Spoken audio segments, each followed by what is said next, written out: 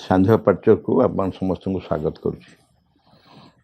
आज आलोचना है 1964 मसीहा नवेम्बर मासर संपादकीय नवज्योतिर शीर्षक आज है पूर्णांग आध्यात्मिक शब्द रू बुझी हो खाली आध्यात्मिक लक्ष्य कहनी पूर्णांग आध्यात्मिक लक्ष्य कहुई। तेणु आध्यात्मिक लक्ष्य को साधारणतः जमी जहाँ बुझा जाए पूर्णांग कह फरक है किसी नियत थाए। खाली आध्यात्मिक लक्ष्य कहले संपूर्ण नुह भगवान को खोजा भगवान पाइबा एमती इत्यादि आध्यात्मिक कहब। कि पूर्णांग माने समग्र मन प्राण शरीर इत्यादि सब जगह भगवान को जड़े प्राप्त कर लाभ कर मन प्राण शरीर समस्त भगवान को अधीन हे। आम मान मन गोटे बद्धमूल धारणा रही आध्यात्मिक साधना करने को हेले जीवन और संसार को वर्जन करने को हेब।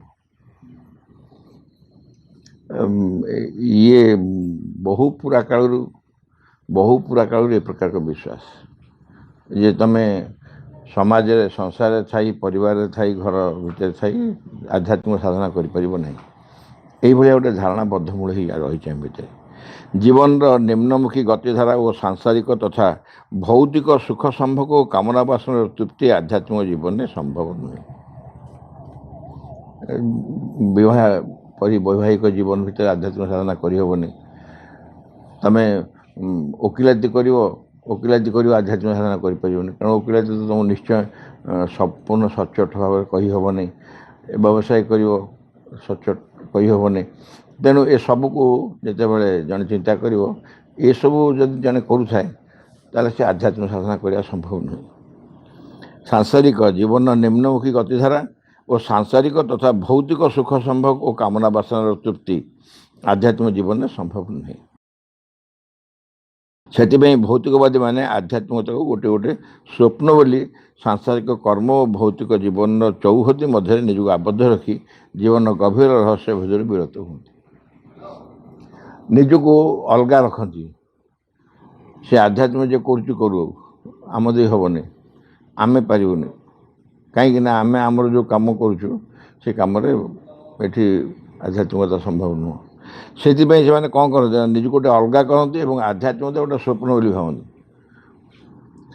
कहीं तो करने तुमको संसार छाड़ा पड़ो जंगल जावाक पड़ो तपस्या करा पड़ो से साधना करा यही प्रकार एक धारणा समस्त थाए। जेहेतु सेमती गोटे धारणा थाए तेणु समाज भीतर थी केमती कर संभव नुहे बोली भावती। तेणु सांसारिक कर्म भौतिक जीवन चौहदी मध्य चौहदी माने तारी भितर से सांसारिक जीवन भौतिक कर्म जहाँ दैनंदिन जीवन में करुँ जो कम सब तार चौहदी में तार सीमा भितर निजक रखी जीवन गभीर रहस्य भीतर विरत रहती। आध्यात्मिक असल आध्यात्मिकता हूँ जीवन रहस्य को आविष्कार करवा जीवन रहस्य को आविष्कार करवा एवं तारी माध्यम गोटे गभीरता भितर प्रवेश करवा। एमाने कौन करती ताकू अलग कर से सब संसार भीतर संभव नुह। तेणु ताकू माइनस कर से विरत रुह से सब विरत रुह। मु भी पिलादिने देखी आम जो पार्चर कराया जाऊँ कहीं कहती आम घर मानक से समस्या है कि आमर जो सांगसाथी मैंने आसुले विभिन्न जगह पार्चक करने से समस्त कौन घर विरक्त होती आज शिखरा कहीं करूँ एवं तो पाठ पढ़िया कथा पाठ पढ़ भगवान कथा कह भगवान पछे अच्छा बड़े बड़ हेले से सब कर एत पिलादिन भगवान भगवान कहीं हम जाने ताने से जो धारणा ये यह सब सांगे से हो पार ना। जड़े छात्र पाठ पढ़ुवा भर भगवान केमती खोज जड़े शिक्षक शिक्षकता कर भगवान केमती खोज केतबेले कर ये सब पुत्र निवासी पत्नी पासे अथवा चलो सन्यास पुत्र निवासी पत्नी पासे माने से पुआ हो गला बड़ हो सब गला पत्नी पाखे छाड़ दो तापर जीव सन्यासी करिया ये सब धारणा आम से भाया थिला। यह द्वारा किंतु जीवन रे अशांति दुख विपत्ति बढ़ी जाए। କାରଣ ଏଇ ସଂସାର ଯେଉଁ ସଂସାରରେ ଆମେ ବାସ କରି ଆସିଛୁ ଅନାଦି କାଳରୁ ଏସବୁ ଅଶାନ୍ତି ଦୁଃଖ ଭିତରେ ଜର୍ଜରିତ ରହିଛି। ତାକୁ ଆମର ଦୈନନ୍ଦିନ କାର୍ଯ୍ୟରେ ଆମେ ତାକୁ କ'ଣ ଇନଭାଇଟ୍ କଲା ଭଳିଆ କରୁଛୁ। ଅଶାନ୍ତି ଘରେ ରହିବନି ଏଇଟା ଅସମ୍ଭବ କଥା। ଆମେ ଶାନ୍ତି ଖୋଜୁଛୁ କିନ୍ତୁ ଅଶାନ୍ତି ହିଁ ଆମକୁ ସୁହା ହେଉଛି। ସୁହା ହେଉଛି ମାନେ ଆମେ ସେ ଅଶାନ୍ତି ଭିତରେ ରହିବାକୁ ଭଲ ପାଉଛୁ। ଏଇଥିପାଇଁ ଜୀବନ ଅଶାନ୍ତି ଦୁଃଖ ବିପତ୍ତି ଏସବୁ ବଢ଼ିଯାଏ ଆସ୍ତେ ଆସ୍ତେ। ଆଧ୍ୟାତ୍ମବାଦୀ ମାନେ ଅନ୍ୟ ପକ୍ଷରେ ସଂସାରକୁ ଭୟ କରି ଆନ୍ତର୍ଜୀବନ ନିର୍ମଳ ଶୁଦ୍ଧ ଅକ୍ଷର ଅକ୍ଷୟ ଶାଶ୍ୱତ ଚେତନା ମଧ୍ୟରେ ନିବିଷ୍ଟ ରହିବାକୁ ଚାହାନ୍ତି। ସେ ଦଳ ଆହୁରି ପ୍ରକାର ସଂସାରୀ ଯେଉଁମାନେ ସେମାନେ କହିବେ ଆମେ ଆଧ୍ୟାତ୍ମବାଦକୁ ଯିବୁନି। ଆଧ୍ୟାତ୍ମବାଦୀ ଯେଉଁମାନେ ସେମାନେ କହିବେ ସଂସାର ଭିତରେ ପଶିବାନି। ସେ ବଡ଼ ମାୟା ମୋହ ସେ ପଶିଗଲେ ଅସୁବିଧା ହେଇଯିବ। ତାକୁ ଦୂରରୁ ଜୁହାର। ସଂସାରୀ ସଙ୍ଗତି ସଙ୍ଗୀ ହେବା ପାଇଁ କେବେ ମୋର ମନ ବଳେ ନାହିଁ। ହସି ଖେଳି ସବୁ ଗମନ୍ତି ସମୟ ଜୀବନ ମଣନ୍ତି ମହୋତ୍ସବମୟ। ଚିଲିକାରେ ଲେଖିଲେ ରାଧାନାଥ ରାୟ। ଏଇ ଯେଉଁମାନେ ସଂସାରୀ ତାଙ୍କ ସାଙ୍ଗେ ମୁଁ ସାଙ୍ଗ ହେବି। ସେମିତି ଏମାନେ କହୁଛନ୍ତି ଆମର ଜୀବନରେ ଯଦି ଆଧ୍ୟାତ୍ମବାଦୀ ମାନେ ଅନ୍ୟ ପକ୍ଷରେ ସଂସାରକୁ ଭୟ କରି ଆନ୍ତର୍ଜୀବନର ନିର୍ମଳ ଶୁଦ୍ଧ ଅକ୍ଷର ଅକ୍ଷୟ ଶାଶ୍ୱତ ଚେତନା ମଧ୍ୟରେ ନିବିଷ୍ଟ ରହିବାକୁ ଚାହାନ୍ତି। এই ଦୁଇଟି ସିଦ୍ଧାନ୍ତ କିନ୍ତୁ ପାକ୍ଷିକ ଏକଦେଶଦର୍ଶୀ। ଇଏ ଗୋଟାଏ ପକ୍ଷ ସିଏ ଗୋଟାଏ ପାଖ, କେହି ପୂର୍ଣ୍ଣ ନୁହନ୍ତି। ଇଏ ପାକ୍ଷିକ ସେ ପାକ୍ଷିକ। ସେଥିପାଇଁ କହୁଛି ଏକଦେଶଦର୍ଶୀ ମାନେ ଏକ ଦେଶର ଗୋଟାଏ ଦେଶ ଗୋଟାଏ ପାଖର ଆଦର୍ଶ ହେଉଛି। ଶ୍ରୀ ଅରବିନ୍ଦଙ୍କ ସାଧନାରେ ଆଧ୍ୟାତ୍ମିକ ଲକ୍ଷ୍ୟ ପୂର୍ଣ୍ଣାଙ୍ଗତା ପ୍ରାପ୍ତ ହୋଇଛି। ଶ୍ରୀଅରବିନ୍ଦଙ୍କର କ'ଣ? ଶ୍ରୀଅରବିନ୍ଦ କହୁଛି ତୁମେ ସଂସାରୀ ବି ହେବ ଆଧ୍ୟାତ୍ମିକ ସାଧନା ବି କରିପାରିବ। ଆଧ୍ୟାତ୍ମିକ ସାଧନା କରିବା ପାଇଁ ସଂସାର ତ୍ୟାଗ କରିବାର ପ୍ରଶ୍ନ ଉଠୁନାହିଁ ବୋଲି ବରାବର କୁହାଯାଉଛି। ଏଇଟା ହେଉଛି ଶ୍ରୀଅରବିନ୍ଦଙ୍କର ନୂତନତ୍ୱ। ସେଥିପାଇଁ ପୂର୍ଣ୍ଣାଙ୍ଗତା କଥା ପଡ଼ିଲା। ଉଭୟ ପକ୍ଷକୁ ମିଶାଇ ହେବ, ସିନ୍ଥେସିସ୍ କୁହାଯାଉଛି। ଏପଟେ ବି ଠିକ୍ ସେପଟେ ବି ଠିକ୍, ଉଭୟରେ ଯେଉଁ ଠିକ୍ ଅଛି ଏକାଠି ମିଶାଇ ଦେଲେ ସମ୍ପୂର୍ଣ୍ଣ ଠିକ୍।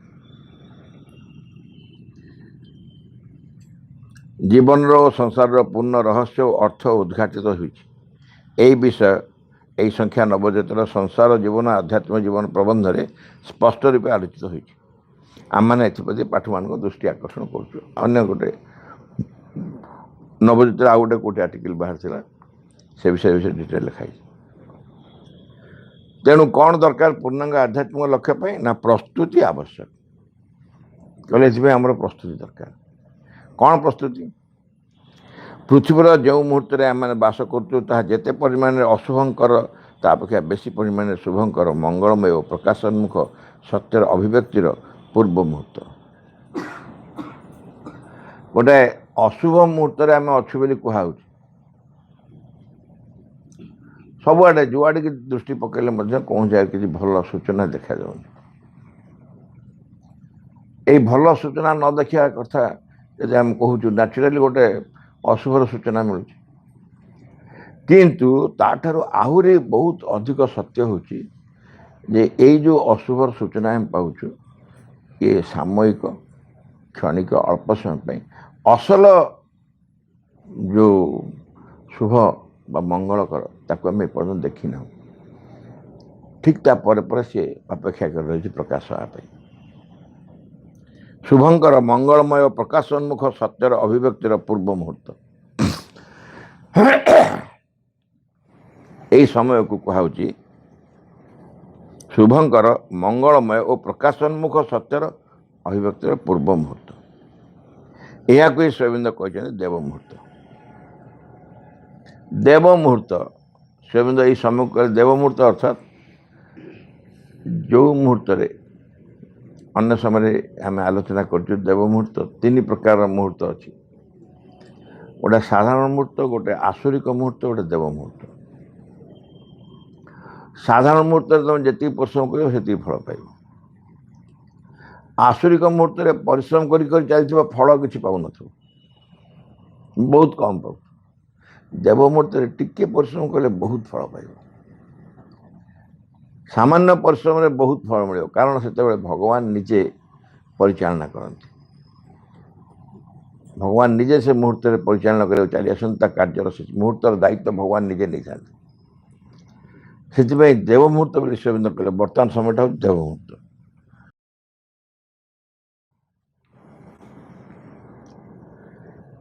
यह कोई श्रीअरविंद देव मुहूर्त बोली कहते यही मुहूर्त मनुष्य मध्य भगवान ही सशरीर विचरण करते भगवान निजे सशरीर मान निज शरीर विचरण करते सूक्ष्म नुह आम चिंतार आम भगवान को कल्पना करुचु विचार सेमती नुह आज जन्माष्टमी थिला गतकाली जन्माष्टमी थिला गतकाली जन्माष्टमी थिला एवं कृष्ण को आम जो आराधना कलु कृष्ण को आम देखीचु आखिरे कृष्ण को आखिरे देखिनु आम विषय जानीचु शुणीचु बहुत पढ़ीचु अध्ययन करूँ किंतु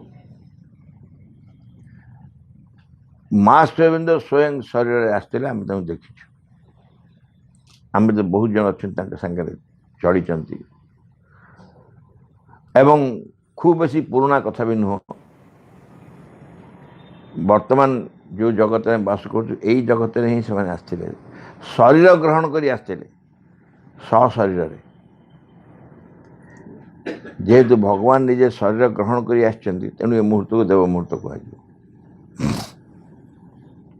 जो भगवान निजे दायित्व नहीं सी बड़े शरीर ग्रहण कर आसर जो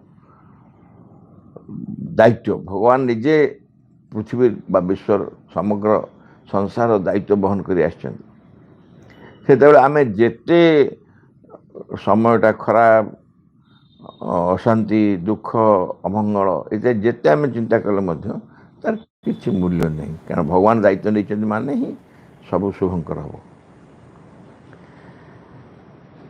भगवान को अमीय ज्योतिर शाश्वत धारा जनसमाज को प्लावित कर ऊर्ध्वाभिमुखी कर रूपांतरित करने चेष्टा करे भगवान निजे शरीर ग्रहण कर आसती से अमीय ज्योतिर शाश्वत धारा अमीय ज्योतिर शाश्वत धारा जनसमाज को प्लावित कर ऊर्ध्वाभिमुखी कर रूपांतरित करने चेष्टा करे भगवान को ये जो असल दायित्व होची मनुष्य को रूपांतरित करवा समाज को रूपांतरित करवा केमिति हम ना ऊर्ध्वाभिमुखी करेंगे ऊर्ध्वाभिमुखी कले जड़ जड़ प्राण प्राण मन मन आहरी ऊर्ध्व को जीव ये ऊर्ध्वाभिमुखी हेले रूपांतरित हे से यही संबंध में माँ गोटे बाणी अल्प दिन तक कहते the light of truth broods over the world to permeate and mould its future से 64 मसीह के गोटे माँ बाणी देते the light of truth broods over the world to permeate and mould its future अर्थात आज सत्यर ज्योति पृथ्वी को आच्छन्न कर रखी सत्यर ज्योति पृथ्वी को आच्छन्न कर रखी यह ही पृथ्वी की परिप्लावित कर तार भविष्य को गढ़ी तोड़ सब पूरा पूरी जहाँ कह सब आशावादी कथा कह निराश हबार नहीं निराश हबार नहीं कारण अंधकार गाढ़ एत सन्देह नहीं किंतु गाढ़ अंधकार सूचना होची परवर्ती समयटा सूर्योदय ता परवर्ती समय होची सूर्योदय यही प्रमाण ही दूसरी गाढ़ अंधकार यही सत्यर बहिप्रकाश एवं प्रतिष्ठा एत आसन्न जे पुरातन सबकि खंड खंड हो भांगी चूरी हो तार स्थान में गोटे शून्यता सृष्टि पर मन हो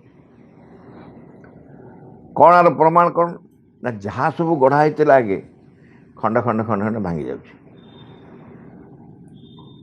आ सत्य रहुनी न्याय रहुनी जो ऑनेस्टी जहाँ जहाँ को आम कहूँ सी सब ना सब भांगी जाऊँ जिते आम चेष्टा करने इच्छा करूँ गोटे नैतिकता था मोरालिटी धर्म रिलीजन ए सब नष्ट हो सारे भांगी सारे प्राय किसी ना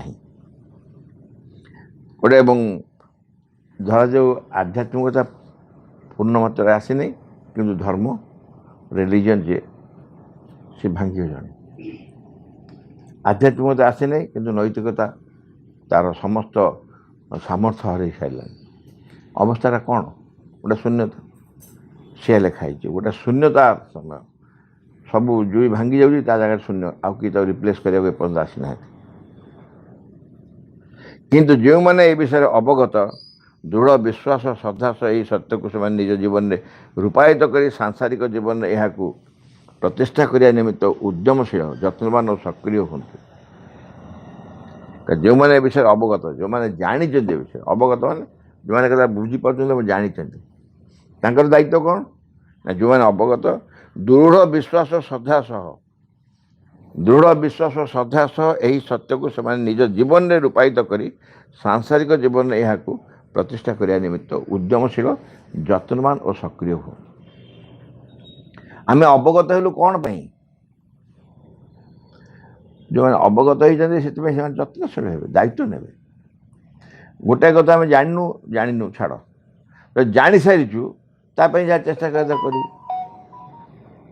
धरा जाऊ यपट गले गोड़ खसुची से रास्तार गले गोड़ खसब कहीं तो किसी शिवड़ी ना गोड़ कहीं खस ना से खसुची बा से खसड़ाटा तुम कही दिगला कहीदे तुम जान नेल तापर तुम गला सतर्क ही पाद चिपी चिपी जीव जमती पड़ोनी गोड़ खसबनी कि जानी सारा तुम पूरा अजत्न सरकार भूस भूस चली गोड़ खस पड़ो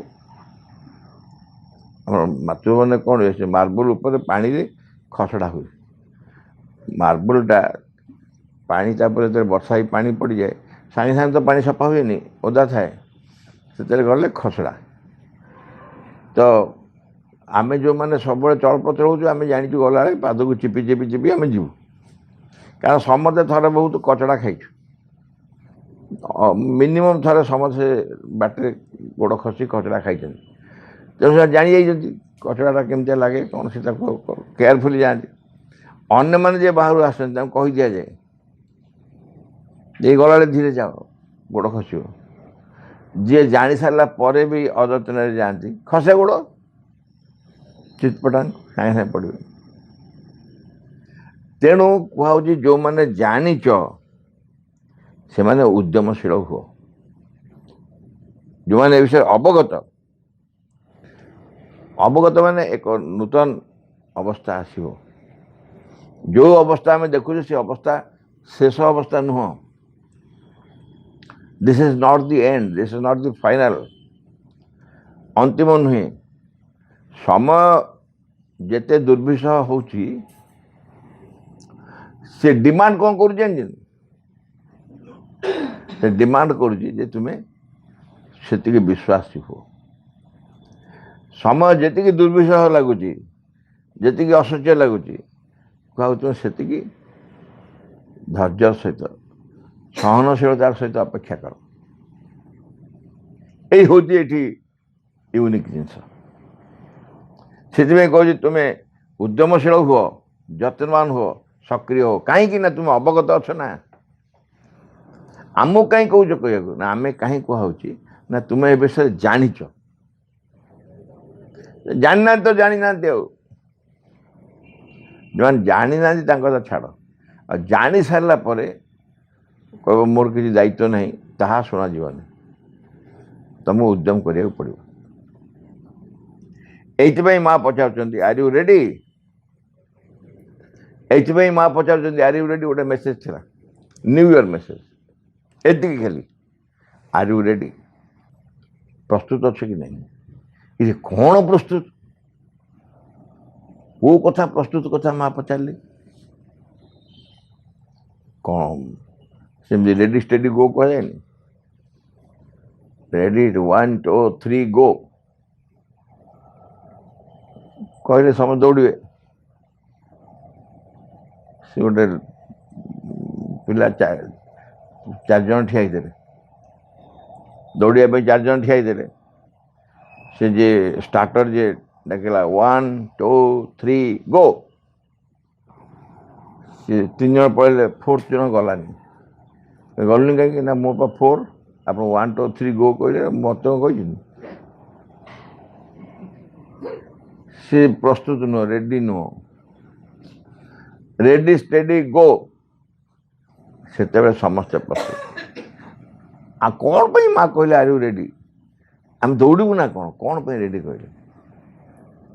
ଏଇ ଯେଉଁ ପ୍ରକାରର ଏକ ପରିବର୍ତ୍ତନ ଆସୁଛି, ସେ ପରିବର୍ତ୍ତନର ସମ୍ମୁଖୀନ ହେବା ପାଇଁ ତୁମେ ପ୍ରସ୍ତୁତ କି? ସେଠୁ ସାଙ୍ଗେ ସାଙ୍ଗେ ଆମେ କହିବୁ ହଁ ଯେ କ'ଣ କରିବାକୁ ପଡ଼ିବ କହୁନା। ଆଚ୍ଛା, ଆମେ ଯଦି କହିବୁ ମା କହିଦେବେ କ'ଣ ପ୍ରସ୍ତୁତ କରିବାକୁ ପଡ଼ିବ। ଜାଣିବାକୁ ଚାହୁଁଛୁ ମାନେ ଆମେ କରିବୁ ନା ନାହିଁ? ମାଆଙ୍କଠୁ ଆମେ ଜାଣିବାକୁ ଚାହୁଁଛୁ, ମା ଆମେ କ'ଣ କରିବୁ କୁହ। ମା ସେଠୁ ଧର ତାଲିକା ଦେବେ, ଏଇଆ କରିବୁ, ସେୟା କରିବୁ, ସେୟା କରିବୁ। ସେ ଦେଖୁଥିବୁ କ'ଣ ନାଇଁ ମୁଁ ଇଏ ହେବନି ଆମକୁ। ଆଉ କାହିଁ ପଚାରୁଥିଲୁ ମାଙ୍କୁ? କାହିଁ ପଚାରୁଥିଲୁ ମାଙ୍କୁ ଏଇଆ ଆମେ କରିବୁ କି ନାହିଁ? ଆମକୁ କରିବାକୁ ପଡ଼ିବ। କାହିଁକି ନା ତୁମେ ଅବଗତ ଅଛ, ତୁମେ ଏ ବିଷୟରେ ଜାଣିଛ, ସଚେତନ ଅଛ, ତେଣୁ ତୁମକୁ ପ୍ରସ୍ତୁତ ହେବାକୁ ପଡ଼ିବ। ମା ଯେଉଁ କହିଛନ୍ତି ଆର୍ ୟୁ ରେଡି, କ'ଣ ଆମକୁ ନୋ କହିବା ପାଇଁ କହିଛନ୍ତି? ମା ତ ଅପସନ୍ ଦେଲେ ଆର୍ ୟୁ ରେଡି, ଆମେ ୟେସ୍ ବା ନୋ କହିବୁ ନା। ଆଉ ଏଠି ୟେସ୍ ନୋ କହିବାକୁ ଏଠି କୁହାହେଇନି। ମତେ ଲାଗେ ତାର ଅର୍ଥ ହେଉଛି ବି ରେଡି କୁହାହେଉଛି। ପ୍ରସ୍ତୁତ ରୁହ। ତୁମେ ପ୍ରସ୍ତୁତ କି? ମା ଯେଉଁ ପଚାରୁଛନ୍ତି, ଏଥିରେ ଆମ ଅପସନ୍ ଫପସନ୍ ନାହିଁ। ଆମକୁ ପ୍ରସ୍ତୁତ ହେବାକୁ ପଡ଼ିବ। ଯେଉଁ ସମୟ ଆସୁଛି, ସେ ସମୟ ପାଇଁ ଆମମାନଙ୍କ ଭିତରେ ଗୋଟେ ପ୍ରସ୍ତୁତି ଦରକାର, ତାକୁ ସମ୍ମୁଖୀନ ହେବା। ତେବେ ପ୍ରସ୍ତୁତିର ଅର୍ଥ କ'ଣ? ଦେଖିବା ମା କ'ଣ କହୁଛନ୍ତି, ପ୍ରସ୍ତୁତିର ଅର୍ଥ କ'ଣ? ଏ ବିଷୟରେ ବିଶେଷ କିଛି ନ ଲେଖି ସାମାନ୍ୟ କେତୋଟି ବିଷୟରେ ଉଲ୍ଲେଖ କରୁଛି। ଭଗବତ କୃପା ଲାଭ ନିମିତ୍ତ କୌଣସି ପ୍ରସ୍ତୁତି ବି ବଡ଼ ନୁହେଁ। ଭଗବତ କୃପା ଲାଭ ନିମିତ୍ତ କୌଣସି ପ୍ରସ୍ତୁତି ବି ବଡ଼ ନୁହେଁ। ଯେକୌଣସି କାର୍ଯ୍ୟ ବି ଦରକାର ପଡ଼ିଲେ କରାଯାଇପାରିବ। ଏଇଟା ବହୁତ ବଡ଼ ପ୍ରସ୍ତୁତି ଦରକାର, ଏତେ ସମୟ ଦରକାର, ଏତେ ଜ୍ଞାନ ଦରକାର, ଏତେ ସାର୍ଟିଫିକେଟ୍ ଦରକାର, କିମ୍ବା ଏତିକି ସମୟରେ ଏତିକି ଏକ୍ସରସାଇଜ୍ କରୁଥିବ, ଏତିକି ଦୌଡ଼ୁଥିବ, ଏତିକି ଆସନ କରୁଥିବ, ପ୍ରାଣାୟାମ କରୁଥିବ, ଜପ କରୁଥିବ, ଧ୍ୟାନ କରୁଥିବ, ଏଇସବୁ ପ୍ରସ୍ତୁତି ଦରକାର। କିଛି ଏମିତି ବିରାଟ କୌଣସି ଆବଶ୍ୟକତା ବଡ଼ ନାହିଁ। କୌଣସି ଉଦ୍ୟମ ବି ପର୍ଯ୍ୟାପ୍ତ ନୁହେଁ, ବଡ଼ ନୁହେଁ, ପର୍ଯ୍ୟାପ୍ତ ନୁହେଁ। ଯାହା ତୁମେ କରିବ ଯଥେଷ୍ଟ ନୁହଁ। ଯେମିତି କୁହାହେଉଛି କୌଣସି ଉଦ୍ୟମ ବଡ଼ ନୁହଁ, କୌଣସି ଉଦ୍ୟମ ବି ପର୍ଯ୍ୟାପ୍ତ ନୁହଁ। ଅର୍ଥାତ୍ ଏତିକି କରିଦେଲେ ହେଇଯିବ କି? ନା। ଆଉ କେତେ କରିବାକୁ ପଡ଼ିବ? ନା ହେବା ପର୍ଯ୍ୟନ୍ତ କରୁଥା, ଯେତେ ପର୍ଯ୍ୟନ୍ତ ସେ କାମ ନ ସରିଛି କରୁଥା, ଟିଲ୍ ଦି ଏଣ୍ଡ, ଶେଷ ପର୍ଯ୍ୟନ୍ତ କରିବାକୁ ପଡ଼ିବ। କିନ୍ତୁ ମନୁଷ୍ୟର ସେଇ ଉଦ୍ୟମ ସଂକଳ୍ପ ଓ ଅଭିପ୍ସା ମାଧ୍ୟମରେ ଭଗବତ କୃପା ଅବତରଣ କରେ ଏବଂ ବ୍ୟକ୍ତିଗତ ଜୀବନ ଏବଂ ସାଂସାରିକ ଜୀବନରେ ନିଜକୁ ପ୍ରତିଷ୍ଠା କରିବାକୁ ସକ୍ଷମ। ମଣିଷ ଯେଉଁ ଉଦ୍ୟମ କରିବ, ଚାହିଁବ, ଉଦ୍ୟମ କରିବା ନିଜ ଭିତରେ ଚାହିଁବ, ଉଦ୍ୟମ କରିବ, ସଂକଳ୍ପ କରିବ, ଅଭିପ୍ସା କରିବ। ସଂକଳ୍ପ ଯେମିତି ହେଲେ, ସଂକଳ୍ପ ଆଉ ଚେଷ୍ଟା ଭିତରେ ତଫାତ୍ କ'ଣ? ସଂକଳ୍ପ ହେଉଛି ଗୋଟେ କରିବା ପାଇଁ ସିଦ୍ଧାନ୍ତ ନେଇଯିବ, ଏଇଟା ଗୋଟେ ମଷ୍ଟ, ନିଶ୍ଚୟ କରିବି। ଆଉ ସଂକଳ୍ପ ଯେତେବେଳେ ନ କରିପାରିଲା, ଭାଙ୍ଗିଗଲା, ଆଉଥରେ କରିବା, ପୁଣି ଭାଙ୍ଗିଗଲା, ଆଉଥରେ କରିବା। ବରାବର ସଂକଳ୍ପ କର। ସଂକଳ୍ପ କଲେ ତୁମର ଭିତରେ ଯେଉଁ ଆନ୍ତରିକତା, ନିଷ୍ଠା, ଉଦ୍ୟମ ବହୁତ ତୀବ୍ର ହେବ, ବହୁତ ଅଧିକ ହେବ। ତେଣୁ ଅଭିପ୍ସା ମାଧ୍ୟମରେ ଭଗବତ କୃପା ଅବତରଣ କରେ। ଆମେ ଯେତେ ଉଦ୍ୟମ କରିବୁ, ଯେତେ ସଂକଳ୍ପ କରିବୁ ଏବଂ ଯେତେ ଅଭିପ୍ସା ମାନେ ଇଚ୍ଛା କରିବୁ, ଚାହିଁବୁ, ଆମ ଭିତରେ ସେ ଭଗବତ କୃପା ଅବତରଣ କରିବ। ଭଗବତ କୃପା କାହିଁ ଅବତରଣ କରିବ? ନା ଭଗବତ କୃପା ଆମକୁ ଯନ୍ତ୍ର ଭଳିଆ ବ୍ୟବହାର କରିବ। ଆମେ ଚାହିଁଲୁ, ଚେଷ୍ଟା କରୁଛୁ, ଇଚ୍ଛା କରୁଛୁ, ଭଗବତ କୃପା ଅବତରଣ କରିବା ଆମ ଭିତରେ ଏବଂ ବ୍ୟକ୍ତିଗତ ଜୀବନରେ ଏବଂ ସାଂସାରିକ ଜୀବନରେ ନିଜକୁ ପ୍ରତିଷ୍ଠା କରିବାକୁ ସକ୍ଷମ ହେବ। ଭଗବତ କୃପା ଆମକୁ ଆମର ନିଜର ବ୍ୟକ୍ତିଗତ ଜୀବନରେ ଏବଂ ସାଂସାରିକ ଜୀବନରେ ପ୍ରତିଷ୍ଠା କରିବାକୁ ଚେଷ୍ଟା କରିବ। ଏ ହେଉଛି ଆମର दायित्व आर यू रेडी माने आमर दायित्व होची आमको प्रस्तुत होइବାକୁ पड़े जेतेबेले ऊर्ध्व लोकरु ज्योति ज्ञान शक्ति और आनंद अवतरण करे यदि व्यक्ति हेतु सजग न थाए यदि ता आधार मध्य प्रतिष्ठा निमित्त उपयुक्त सुजोग न पाए तेबे ता फेरी जाए हेनी हेनी तमें जहाँ खोजुल जो आशा कर इच्छा कर सी अवतरण कर आसला किए अवतरण कला ना ऊर्ध्व लोकर ज्योति ज्ञान शक्ति और आनंद आलोक ज्योति माने आलोक ज्ञान शक्ति और आनंद एमाने ये सब अवतरण करेंगे एवं तुम्हें हेतु बोधे सजग नुहे तुम्हें प्रस्तुत ना जड़े वीआईपी की जब डाकी देच सी आस पहुँचले तुम शोच है शोच यदि जापार निज भांगी शोपड़ तुम जड़े उठेला कौन कही उठेला ना तुम परा कई लोक कही आसापी सी आस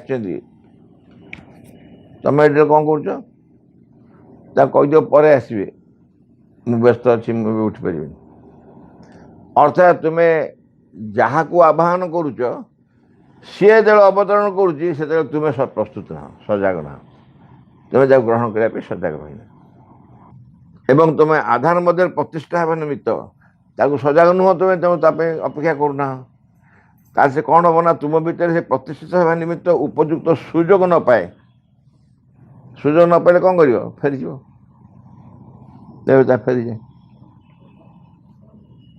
आम पिला जब पाठचक कला आम गोटे कथा कहला कौन से ना पाठचकर समय निर्घंट निश्चित कौ समय तुम पाठचक आरंभ कर जमा विलंब कर आग पछ निर्दिष्ट समय तार कारण हूँ तुम्हें जो पाठचक्र करुच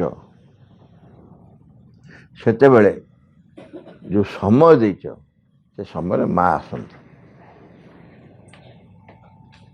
आ तुम यदि से समय पाठ आरंभ करनी माँ आसिक फेरजी आम ये कही माँ को कृपा अवतरण कर कृपा फेरज कहीं तुम्हें प्रस्तुत है ना तुम्हें ग्रहण करना ना से कहूँ तई तुम्हें सुजोग न पाए से फेरी जाए यही ऊर्ध्व लोक ज्योति ज्ञान शक्ति आनंद एम सब फेरी जाए सत्य और ज्योति अवतरण करे तार निजस्व धारा रे सत्य और ज्योति कौन आम इच्छा आम धर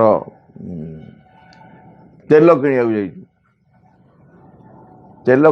गोटे परिया बैग नहीं जाइए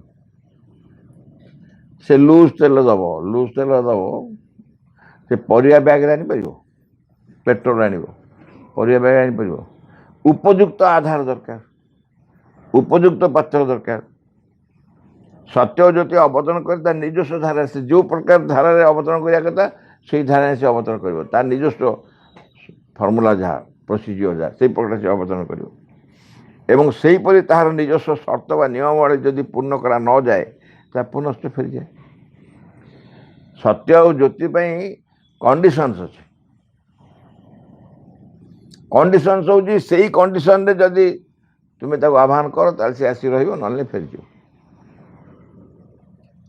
तेणु तुमको आह्वान जे करुच्ची सी यदि प्रस्तुति नुह से कहूँ आर यू रेडी मैंने तुम प्रस्तुत कि सब प्रस्तुत तो जहाँ को आह्वान करुच तुम्हें स्थान रखिच पात्र रखिच भितर श्रद्धा रखिच ग्रहण करने तेणु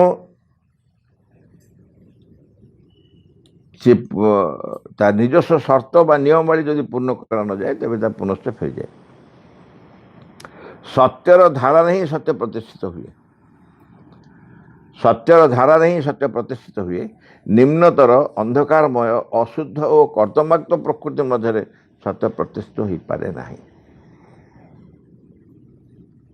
केबे भी होनी सत्य प्रतिष्ठा ताकू अनुकूल वातावरण दरकार सत्यर धारा ही सत्य प्रतिष्ठित हो आम जो जो वस्तु जहाँ जहाँ रखा कथा जो स्थान कहीं से स्थान रखू कारण ताप से आधार दरकार ତାପାଇଁ ସେ ଆଧାର ଦରକାର। ସତ୍ୟର ଧାରଣା ହିଁ ସତ୍ୟ ପ୍ରତିଷ୍ଠିତ ହୁଏ। ନିମ୍ନତର ଅନ୍ଧକାରମୟ ଅଶୁଦ୍ଧ ଓ କର୍ଦ୍ଦମାକ୍ତ ପ୍ରକୃତି ମଧ୍ୟରେ ସତ୍ୟ ପ୍ରତିଷ୍ଠିତ ହୋଇପାରେ ନାହିଁ। ଆମ ପ୍ରକୃତିରେ ଏଇମାନେ ସବୁ ଥିବେ, ତାହେଲେ ସତ୍ୟ ପ୍ରତିଷ୍ଠା ହେବ। ସେଥିପାଇଁ ବାରମ୍ବାର ବ୍ୟକ୍ତିଗତ ଉଦ୍ୟମ ପ୍ରୟାସ ଉପରେ ଜୋର ଦିଆଯାଇଛି। କ'ଣ କୁହାଯାଇଛି ନା ବ୍ୟକ୍ତିଗତ ଉଦ୍ୟମ, ମାଙ୍କ କୃପା, ଭଗବାନଙ୍କ କୃପା ଏସବୁ ଅଛି, ଆଶୀର୍ବାଦ ଅଛି, କୃପା ଅଛି, ସୁରକ୍ଷା ଅଛି, ସବୁ ଅଛି, କିନ୍ତୁ ତୁମ ଆଡ଼ୁ ଉଦ୍ୟମ ଦରକାର। ବ୍ୟକ୍ତିଗତ ଉଦ୍ୟମ ବହୁତ ଗୁରୁତ୍ୱପୂର୍ଣ୍ଣ।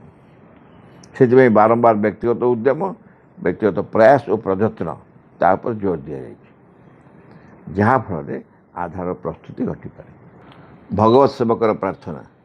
ବିଘ୍ନ ବିନାଶନ ହେ ଭଗବାନ, ଜୟ ହେଉ ତୁମର। ଆମମାନଙ୍କ ଅନ୍ତରରେ କିଛି ହେଲେ ଯେପରି ତୁମ କାର୍ଯ୍ୟରେ ଆଉ ବିଘ୍ନ ନ ଘଟାଏ, କିଛି ହେଲେ ଯେପରି ତୁମର ଆବିର୍ଭାବରେ ବିଳମ୍ବ ନ ଘଟାଏ। ସକଳ ବିଷୟରେ ସକଳ ମୁହୂର୍ତ୍ତରେ ପୂର୍ଣ୍ଣ ହେଉ ତୁମର ଇଚ୍ଛା। ତୁମ ସମ୍ମୁଖରେ ଛିଡ଼ା ହେଇଛୁ ଆମ୍ଭେମାନେ। ତୁମର ଇଚ୍ଛା ହିଁ ଆମମାନଙ୍କ ମଧ୍ୟରେ, ଆମମାନଙ୍କ ସତ୍ତାର ପ୍ରତ୍ୟେକ ଅଙ୍ଗରେ, ପ୍ରତ୍ୟେକ କର୍ମରେ, ଉଚ୍ଚତମ ଚୂଡ଼ାରୁ ତୁଚ୍ଛତମ ପ୍ରତ୍ୟେକଟି କୋଷରେ ପୂର୍ଣ୍ଣ ହେଉ। ତୁମଠାରେ ଆମମାନଙ୍କର ନିଷ୍ଠା ହୁଏ ଯେପରି ସର୍ବାଙ୍ଗୀନ ଚିରନ୍ତନ। ଆମମାନେ ଅନ୍ୟ ସବୁକିଛି ପରିହାର କରି ଚାହୁଁ ସମ୍ପୂର୍ଣ୍ଣ ରୂପେ ତୁମ ପ୍ରଭାବର ଅଧୀନରେ ରହିବାକୁ। ଆମମାନେ କେବେ ଯେପରି ନ ଭୁଲୁ ତୁମ ନିକଟରେ ଗଭୀର ଭାବରେ, ନିବିଡ଼ ଭାବରେ କୃତଜ୍ଞ ହୋଇ ରହିବାକୁ। ପ୍ରତି ମୁହୂର୍ତ୍ତରେ ତୁମେ ଆମମାନଙ୍କୁ ଯେଉଁ ଅପରୂପ ସମ୍ପଦ ସବୁ ଦାନ କରି ଯାଉଛ, ସେସବୁର କିଛି ହେଲେ ଯେପରି ଆମମାନେ ଅପଚୟ ନ କରୁ। ଆମମାନଙ୍କର ପ୍ରତ୍ୟେକ ଅଙ୍ଗ ଯେପରି ତୁମ କାର୍ଯ୍ୟରେ ସହଚର ହୁଏ, ସେସବୁ ଯେପରି ପ୍ରସ୍ତୁତ ହୋଇ ଉଠନ୍ତି ତୁମର ସିଦ୍ଧି ସକାଶେ। ପରମ ସିଦ୍ଧିକର୍ତ୍ତା ହେ ଭଗବାନ, ଜୟ ହେଉ ତୁମର। ତୁମର ବିଜୟରେ ଦିଅ ଆମମାନଙ୍କର ଜ୍ୱଳନ୍ତ, ସକ୍ରିୟ, ଚରମ, ଅଟଳ ବିଶ୍ୱାସ। In the name of the Mother, for the sake of the Mother, by the power of the Mother, with the strength of the Mother, to all adverse, harmful being or force, I order to quit this place at once and forever.